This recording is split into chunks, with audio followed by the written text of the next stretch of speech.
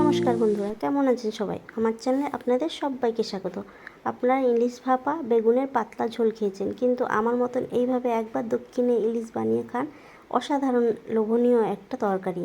তো দেখুন, এর জন্য আমি কয়েক টুকরো মাছ নুন হলুদ মাখিয়ে নিয়েছি, কারি পাতা 3-4টে, দুটো কাঁচা লঙ্কা চেরা, সর্ষে পোস্ত আর নারকেল বাটা, আর নিয়েছি 3 চামচ ফেটানো টক দই। তো দেখুন, আমি কড়াই গরম করে কড়াইতে সর্ষের তেল দিয়ে মাছগুলো ছেড়ে দিচ্ছি। মাছগুলো বেশি কড়া করে ভাজা যাবে না, তাহলে এর স্বাদটাই নষ্ট হয়ে যাবে। আমি শুধু হালকা মাছটা এপিট ওপিট একটু ভেজে নিচ্ছি। দেখুন, আমার ভাজা হয়ে গেছে এপিট ওপিট করে। তো আমি মাছগুলো এক সাইডে সরিয়ে দিয়ে তাতে কারি পাতা আর কালো সর্ষে ফোড়ন দিয়ে দিচ্ছি।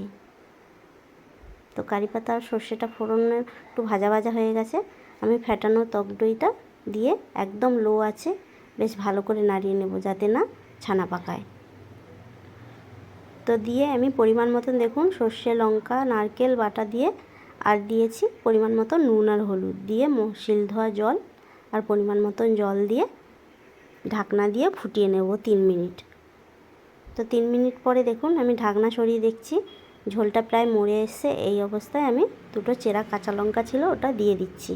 দিয়ে আমি আরও মিনিটখানেক এইভাবে ফুটিয়ে নেব। দেখুন, আমার একদম মাখা মাখা হয়ে গেছে, আমি নামিয়ে নিচ্ছি। তো আপনারা একবার এইভাবে বাড়িতে করে খেয়ে দেখুন, অসাধারণ স্বাদ লাগে মাছটার।